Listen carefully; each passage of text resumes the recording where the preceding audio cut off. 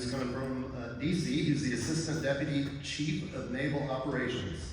And it's for the Operations Plans and Strategy. That's OPNAV N3 and 5 Bravo for those of you that speak military.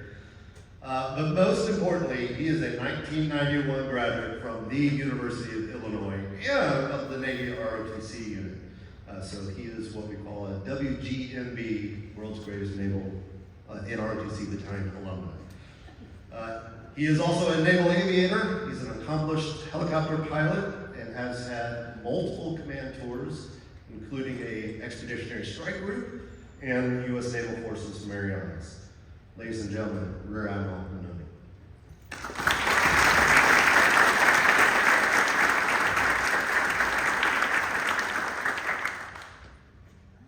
So, I'm going off script here a little bit. This is a little strange for me because the last time I was in this auditorium was 32 years ago, and I was sitting somewhere in there as we were handed our diplomas.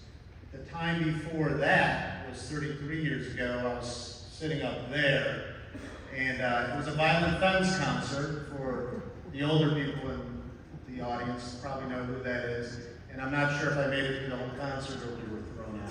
So I don't exactly remember, but that was college, right? So thanks, Captain, for the kind introduction and invitation to be here. So I had the opportunity to meet with some of the graduates earlier, and I was blown away by their accomplishments. First, my kind remarks are about 10 minutes, so I'm going to keep this short and sweet. A little background on me: I'm a native of Chicago, 87 graduate of Oak Park Air Force High School, a 91 graduate of this great university, and as stated, I went through we call it the world's greatest naval battalion at that point. I am in the Pentagon.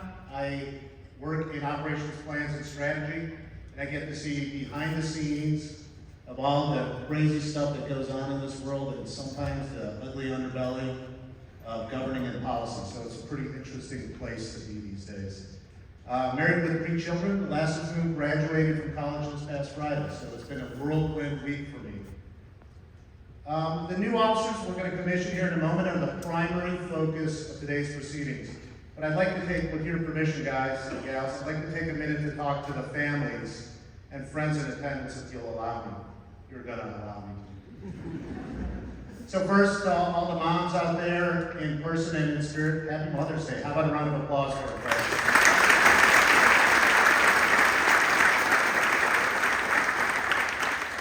Now, folks, I'm also a military dad. I'm the proud father of a Marine second lieutenant, and I can relate to the full spectrum of emotions that you're likely feeling today.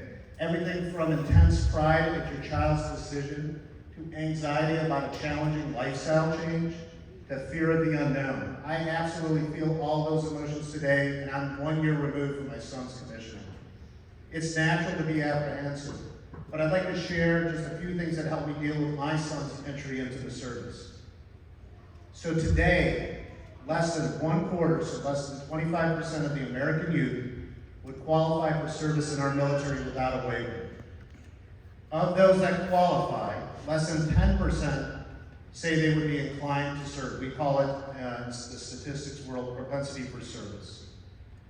Of those 10% that make the choice to serve, the officers who we place special trust and confidence in make up less than 20% of our total force. That puts the odds of these folks earning a commission and serving in the United States military at roughly 0.4%. Think about that for a moment. By earning a commission, your child has demonstrated that they are resilient, highly competent, and have an internal compass guided by morals you taught them and a strong sense of personal integrity, all of which is going to see them through their next challenges. Know too that your child will be surrounded by more of the best. They will be led by, serve alongside, and in turn lead some of the most exceptional people our nation has to offer. I've done it for more than 30 years, and I have to tell you, the quality of our soldiers, sailors, airmen, Marines, and Guardians is higher than ever in history. Finally, and I mean this from the bottom of my heart, your child has my respect and full support because they have chosen to serve our society. In good times or bad, whomever's in power, whether they are Cubs, White Sox, or God forbid, St. Louis fans, it doesn't matter. They serve all of us when they take the oath to support the U.S. Constitution.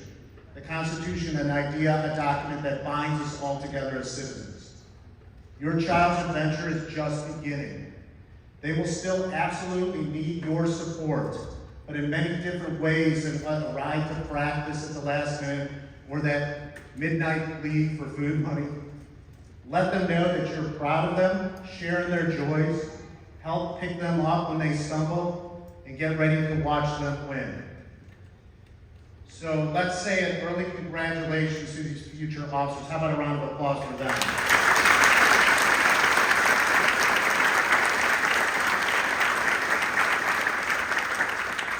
So over to you folks, my future shipmates and members of the Officer Corps. I want to remind you that you all didn't walk this path alone. You had a lot of support and should take a second when we're done with this ceremony just to say thank you. There are many easier ways to go through college. Yours was not the easiest or the path most traveled.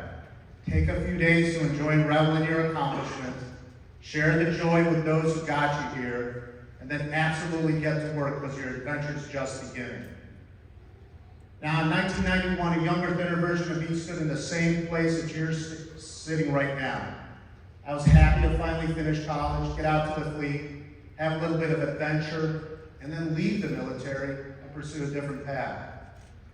Since then, I've traveled around the world. I've commanded a squadron, a warship, a strike group.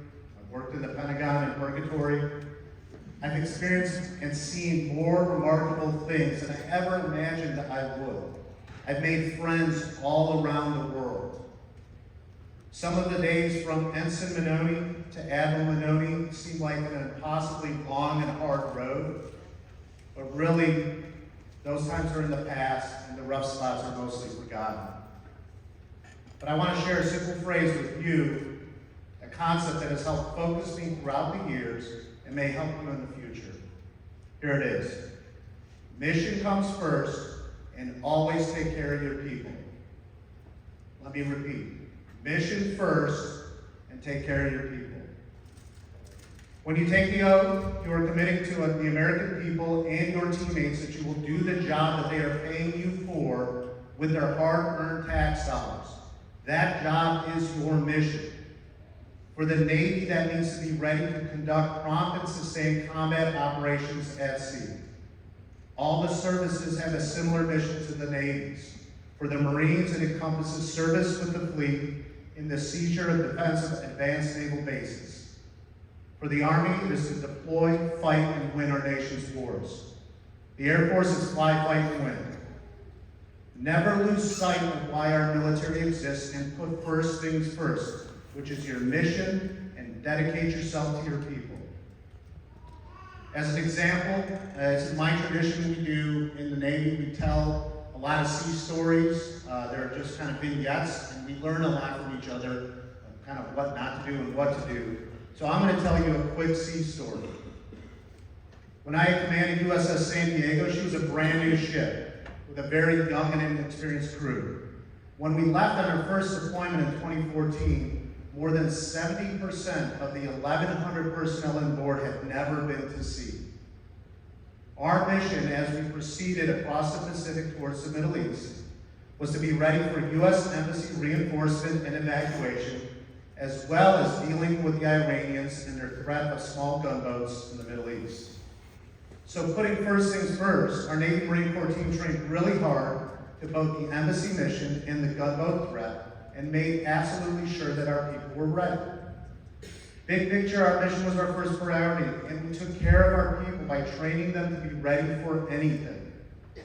Now, late in the deployment, after being at sea for 7 months, after a Strait of Hormuz transit coming out of the Persian Gulf into the Arabian Sea, after a 40-hour straight shift on the bridge where I had to be awake the entire time, we were heading south, we were out of the strait, we were away from Iran, and I was finally able to leave the bridge and get some sleep. So I go down to my stateroom, brush my teeth, get into bed, and after about 30 minutes of pure bliss, my phone rings. Of course it does, right? On the phone was a 22 years old, officer of the deck who was running the ship.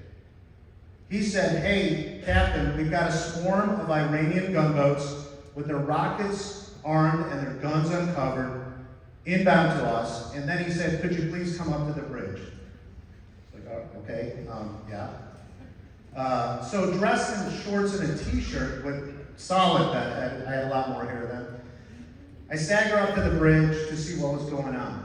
And when I got there, I was absolutely amazed at the scene before me.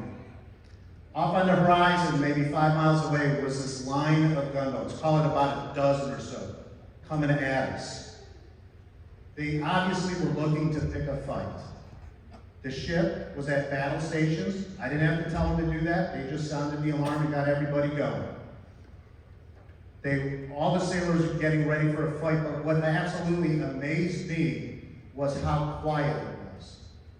The sailors and Marines on the bridge were going about their duties without any panic. They were just total professionals, exactly what we want them to be.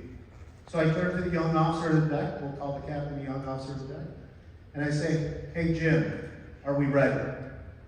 And he goes, "Yes sir, all stations are manned and ready." I'm like, okay, I think I'll go out here. So I walk out to the bridge wing, not really sure what to do, but I walk out to the bridge wing and I'm gonna see what the Iranians are up to as they're getting closer. 4 miles now, 3 miles.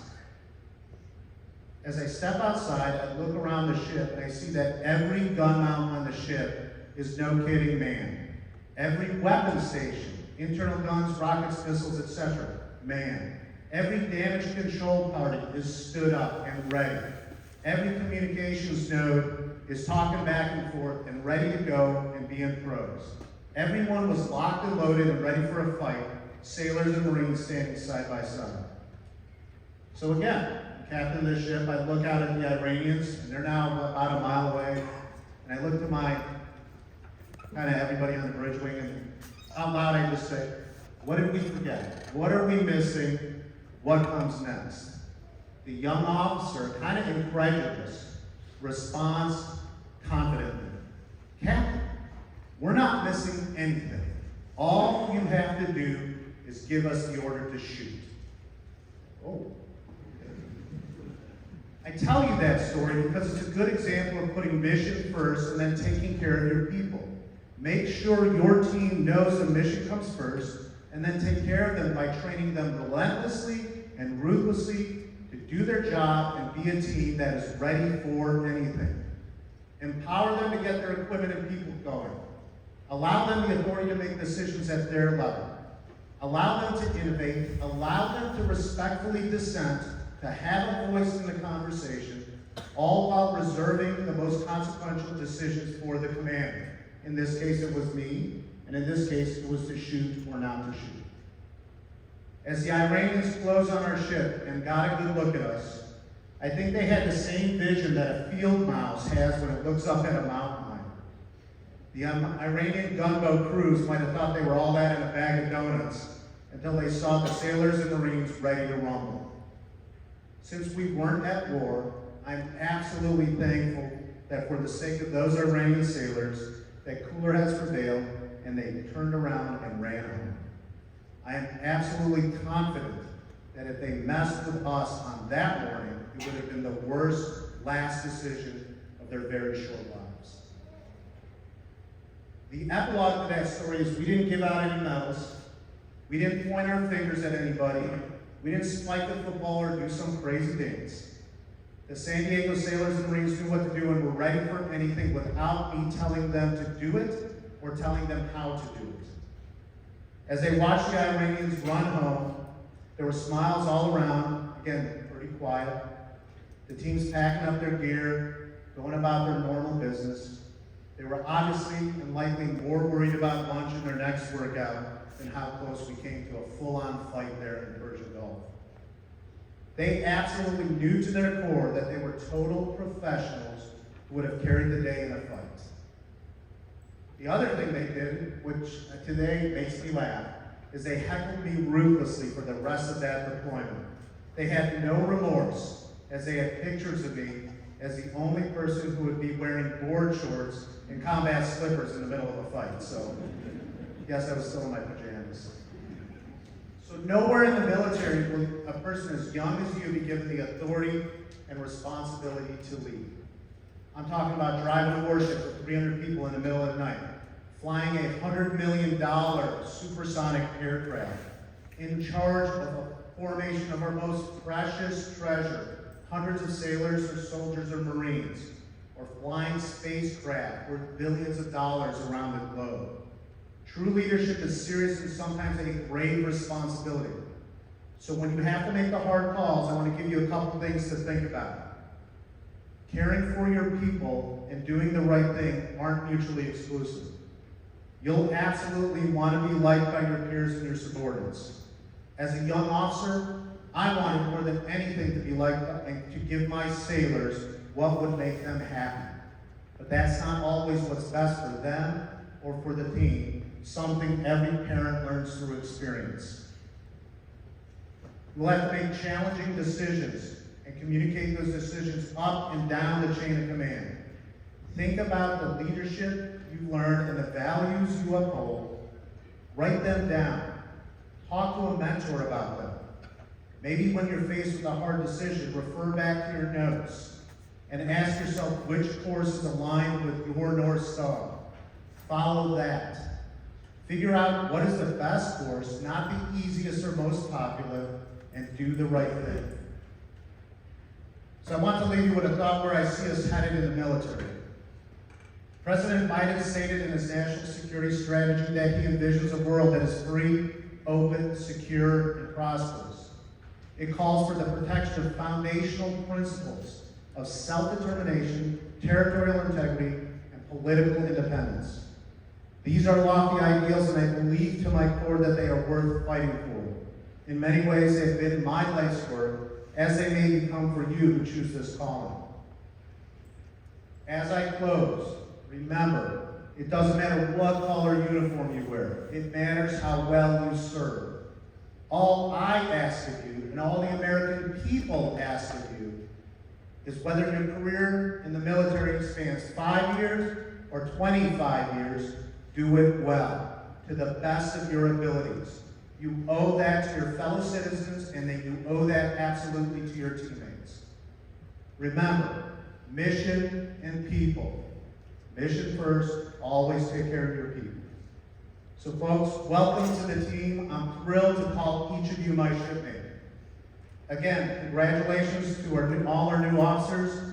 Good luck in the tradition of my service, fair winds and following seas, and I hope to see you in the fleet.